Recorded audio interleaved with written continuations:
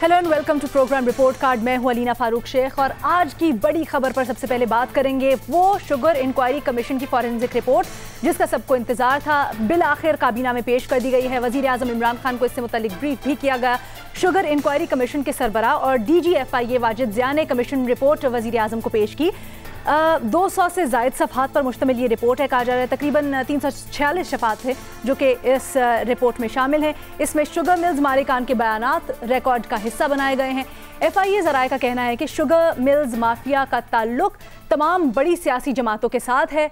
Sugar mafia तमाम अखराजात निकाल कर भी फ़ी किलो 10 से 15 रुपए कमाते हैं। उन्हें किसी सब्सिडी की ज़रूरत नहीं है। रिपोर्ट में ये बताया गया है शुगर मिल्स मालिकान की जानिब से मुख्तलिफ बैंक्स में ट्रिपल एंट्रीज भी करवाई गई हैं जो टैक्स चोरी की वजह बनी हैं। स्कैंडल में स्टेट बैंक और मुसाबकती कमीशन समेत दीगर इदारे भी मुलव्विस बताए गए हैं। तहकीकात शुरू हुई तो सब एक हो गए, रिपोर्ट में ये भी बताया गया है। अच्छा जी, अब तहकीकाती कमीशन के कई अफसरान को संगीन नताइज की धमकियों के साथ साथ करोड़ों रुपए की पेशकश भी की गई, ये इल्ज़ाम भी साथ साथ लगाया जा रहा है। इस तमाम तर मामले पर हमारा अपने एनालिस्ट से सवाल कुछ यूँ है कि रिपोर्ट की रोशनी में शुगर माफियाज के खिलाफ इकदाम उठाने चाहिए, हाँ या ना के ऑप्शन वैसे तो हम देना चाहते थे, लेकिन आज ओपन ऑप्शन देते हैं अपने इस तमाम एनालिस्ट को। तो पैनल पे हमें ज्वाइन कर रही हैं रीमा उमर साहिबा, महमूद सरफराज साहिबा, मज़हर अब्बास साहब, बाबर सत्तार साहब और हफीजुल्लाह न्याजी साहब भी हमारे साथ है। न्याजी साहब, आपसे शुरू करते हैं। क्या लगता है आपको, क्या इकदाम उठाने चाहिए आप? ये दो काम हुए हैं। एक काम ये हुआ है कि जी एक्सपोर्ट की इजाजत दी गई है ऐसे हालात में जबकि चीनी की आपके पास जो क्वांटिटी थी उसका पूरा सही तखमीना नहीं लगा। ये मिस्टेक हुई है, ब्लंडर हुई है, इसके कॉन्सिक्वेंसेज में चीनी मार्केट में शॉर्ट हुई है। दूसरा बात ये थी कि जी चीनी की सब्सिडी दी है। अब ये सब्सिडी जो दी है, इन दोनों चीजों में शुगर वालों का क्या कसूर है? आप उनको गाली दे दे के फिर उसके बाद मैं बाद में थोड़ा सा फिर इसमें बढ़ाऊंगा, लेकिन दरमियान में बात देख लें कि माफिया, मेरे नहीं ख्याल में माफिया लिखोगे। देखिए, मैं हमेशा कहता हूँ कि किसी भी तबके को आप माफिया कह के बड़ी जिम्मेदारी हो जाते हैं और ये बड़ा एक खतरनाक वो है। अब कितने माफिया है? शुगर माफिया हो गया, घी माफिया हो गया, टेक्सटाइल माफिया हो गया, IPP माफिया हो गया, उससे पहले सियासी माफिया था, तो उससे पहले गॉड फादर नवाज शरीफ था, फिर उसके बाद कई चीजें निकली, फिर फासिस्ट पार्टी निकली कि मुल्क हम क्या खिलवाड़ करना चाहते हैं। फिर फरमा रहे हैं कि धमकियां दी। आप पहले तो बात है किसी को हक नहीं पहुंचता कि 80-90 मुल्कों की मुल्क की इंडस्ट्री जो है इसमें बेशुमार गंदे लोग होंगे और हर इंडस्ट्री में उसको ये अंडरमाइन ना करते, लेकिन उसमें जो धमकियां दी। अब अलीना, आप मुझे बताएं कि एक GIT है जिसके अंदर सारी टॉप एजेंसीज बैठी है पाकिस्तान की, अगर उनको यहाँ पे पाकिस्तान में धमकी देने वाला मौजूद है तो फिर इनको चाहिए मुल्क छोड़ दें। इसका मतलब है इनके लिए अच्छा या तंग हो चुका है। इस मुल्क के अंदर बनाना रिपब्लिक कहने से कोई कानून नहीं है। और आखिरी बात यह है जो आपकी प्रोग्राम पहले भी की थी, आसमान से एक आवाज आई थी कि इमरान खान कुर्बानी दो। उसका मतलब यह था कि इमरान खान कोई किसी अच्छे से, कोई मुर्गी की नहीं, कोई छोटे से लेले की नहीं, एक पूरे की बड़े जानवर की कुर्बानी दो, ऊंट की कुर्बानी दो। वो इमरान खान देने में तैयार नहीं। इमरान खान ने कुर्बानी क्या दिया कि बुज़ार साहब ने जो स्टेटमेंट दिया जाके उन्हें कहा कि मैंने सारे फेडरल गवर्नमेंट के कहने पे किया।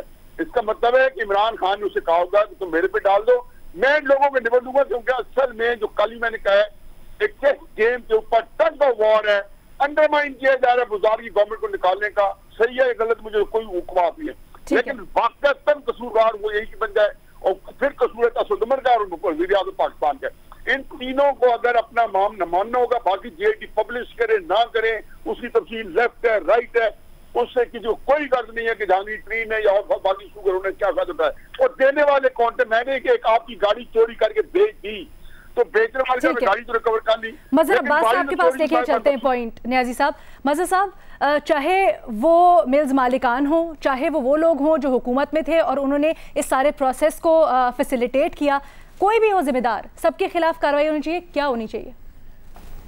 देखिए, पहली चीज़ तो ये कि ज़ाहिर है रिपोर्ट इस वक्त हमारे सामने नहीं है, हमने रिपोर्ट नहीं देखी कि एग्जैक्टली अगर वो किसी पे रिस्पॉन्सिबिलिटी फ़िक्स कर रहे हैं तो उसके ग्राउंड्स क्या हैं। तो बादी नज़र में एक चीज़ आई है, एक इंक्वायरी करवाई प्राइम मिनिस्टर ने, उस इंक्वायरी की रिपोर्ट तैयार हुई, इनिशियल जो रिपोर्ट थी वो पब्लिश हुई, उसके बाद उसका फॉरेंसिक वगैरह ये चीज़ें, अब एक जो है वो फ़ाइनल रिपोर्ट आ गई है। सबसे पहली बात तो ये कि बड़ी खुशी है कि वाजिद ज़िया साहब ने पनामा में भी बड़ा काम किया, इसमें भी बड़ा काम किया। एक काम FIA प्राइम मिनिस्टर उनको और दे दें, और वो है असगर खान केस, जिसमें FIA को कई साल लग गए हैं, लेकिन आज तक वो केस जो है वो FIA उसकी रिपोर्ट, और आखिरी जो रिपोर्ट सबमिट कराई सुप्रीम कोर्ट में, उसकी इत्तला ये है कि उसमें रिकमेंड किया गया कि इस केस को बंद कर दिया जाए। अब मेरा ख्याल है वाजिद ज़िया साहब को ये टास्क भी दे दे प्राइम मिनिस्टर, ताकि ये केस भी मंतकी अंजाम तक पहुँचे। सीधी सी बात है, ये इंक्वायरी करवाई गई थी कि इसमें रिस्पॉन्सिबिलिटी फ़िक्स की जाए और जिस पे ज़िम्मेदारी डाली गई उसके ख़िलाफ़ कार्रवाई की जाए। ये तो मिनिमम आप एक एक्शन ले सकते हैं। अब वो कार्रवाई की नौइयत क्या है वो डिपेंड करता है कि बुनियादी तौर पे अगर कोई इल्लीगल और क्राइम कमिट हुआ है तो उसकी नौइयत कितनी है, उसके मुताबिक कानूनी कार्रवाई की जाए, और जितनी तेज़ी से ये रिपोर्ट फाइनल हुई है उतनी तेज़ी से ट्रायल हो और उतनी तेज़ी से सज़ा हो। ठीक है रीमा, बड़ी अफसोस की बात है कि तहकीकाती कमीशन, एक इतने बड़े अफसराना हाई लेवल पे इंक्वायरी हो रही है, उसकी तहकीकाती कमीशन उसको धमकियां मिल रही हैं। नहीं, बिल्कुल मेरा ख्याल है इस पे इन्वेस्टिगेशन होनी चाहिए, और जो धमकियां दे रहा है, क्यों दे रहा है, इसके पीछे जाना चाहिए वजूहात के, और उनके खिलाफ अकाउंटेबिलिटी होनी चाहिए। लेकिन जो आपका सवाल है कि शुगर माफिया के खिलाफ क्या एक्शन लेना चाहिए, ये बहुत ही कॉम्प्लेक्स इशू है। किसको शुगर मिल लगाने की इजाज़त है पाकिस्तान में, चीनी की कीमत किस तरह डिटर्मिन होती है, किस तरह की सहूलत दी जाती है इस इंडस्ट्री को। बहुत से स्कॉलर्स ने इस पे काम किया है, डॉक्टर अदील मलिक हैं ऑक्सफर्ड में, उन्होंने बहुत सी तजावीज़ दी हैं, उसको मेरा ख्याल है कंसिडर करना चाहिए। लेकिन जैसे न्याजी साहब कह रहे थे, मेरे लिए भी ज़्यादा अहम सवाल इस वक्त ये है कि जो लोग हुकूमत में हैं, जो इस माफिया को फैसिलिटेट करते हैं, उनके खिलाफ क्या एक्शन लिया जाएगा। तो जो रिपोर्ट में उनका रोल जब सामने आएगा तो मेरा ख्याल है बहुत सी ऑप्शंस हैं, उसके अकॉर्डिंगली उनके खिलाफ क्या एक्शन लिया जाएगा वो ज़्यादा अहम होगा।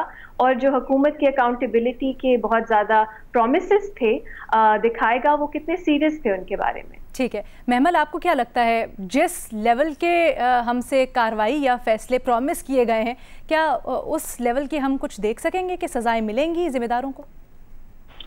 देखिए, ये अभी तो मुझे नहीं लगता कि ये देंगे या नहीं देंगे, इसके ऊपर क्या हम कह सकते हैं कि कबल अज़ वक्त है। हुकूमत के दावे तो बहुत बड़े बड़े थे, तो उनको सजाएं तो देनी चाहिए। देखिए, इसमें दो तीन चीजें हैं लीना। पहली चीज तो ये कि शुगर माफिया जो है ये बहुत, यानी कि डेकेड्स लगे हैं इसको, काफी सालों से बना है, यानी 20-30 साल इस चीज को हो चुके हैं। और जो ये आपने बात की कि सियासी, उसके अंदर भी असर और रसूख वाले, और वो हर पार्टी का इन्फ्लुएंशियल बंदा जो है ना वो इसके अंदर माफिया या कार्टेल के अंदर है।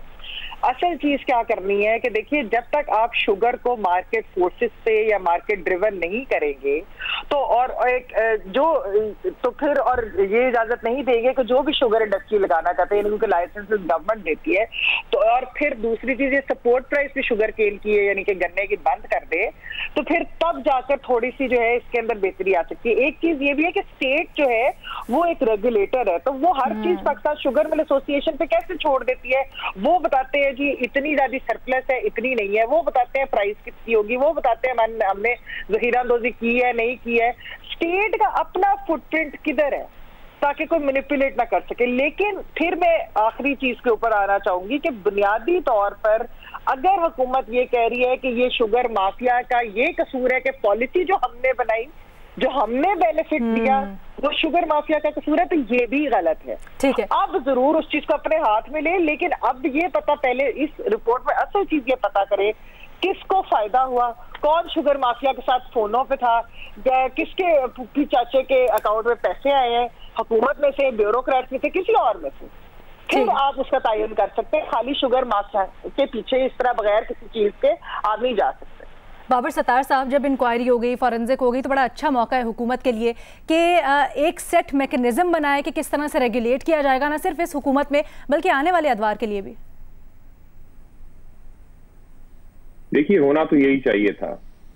समझने की बात यह है, और साथियों ने इस पे बात की है कि ये पूरे की पूरी इंडस्ट्री रेगुलेटेड है, इसका हर एस्पेक्ट रेगुलेटेड है। सो कोई चीज हुकूमत की मर्जी के बगैर नहीं हो सकती, ना रॉ मटेरियल, ना प्राइसिंग, ना कौन ये काम कर सकता है, ना कौन कितना फायदा उठा सकता है।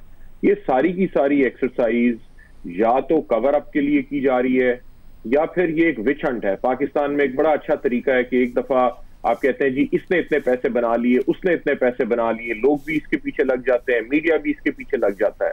यहाँ स्कैंडल ये नहीं था कि इस इंडस्ट्री में लोग टैक्स एवेजन करते हैं या नहीं करते, ये डॉक्यूमेंटेड है या नहीं। किसी भी आप इंडस्ट्री का उठा के ये फोरेंसिक ऑडिट करने की कोशिश करेंगे, 50 उसमें प्रॉब्लम्स निकल आएंगी। स्कैंडल ये था कि ये पॉलिसी कैसे अप्रूव हो गई एक ऐसे टाइम पे जिसमें प्राइस ऊपर गई, जिस पॉलिसी का इफेक्ट ये था कि प्राइस ऊपर गई और जिसका इफेक्ट ये था कि शुगर शॉर्टेज हुई। यहां से बात स्टार्ट हुई थी। आज आप कह रहे हैं जी ये टैक्स नहीं देता, ये कर रहा है, ये वो कर रहा है। भाई हुकूमत की पॉलिसी थी, फेडरल गवर्नमेंट में कौन रिस्पॉन्सिबल है, पंजाब गवर्नमेंट में कौन रिस्पॉन्सिबल है इसके लिए। उसके बाद बेनिफिशरीज कौन है, जिन्होंने काम किया उनसे पूछना नहीं, जो बेनिफिट है उसके पीछे लगा दें सारों को कि देखें इसने इतना फायदा उठा लिया उसने। तो ये कवर अप है।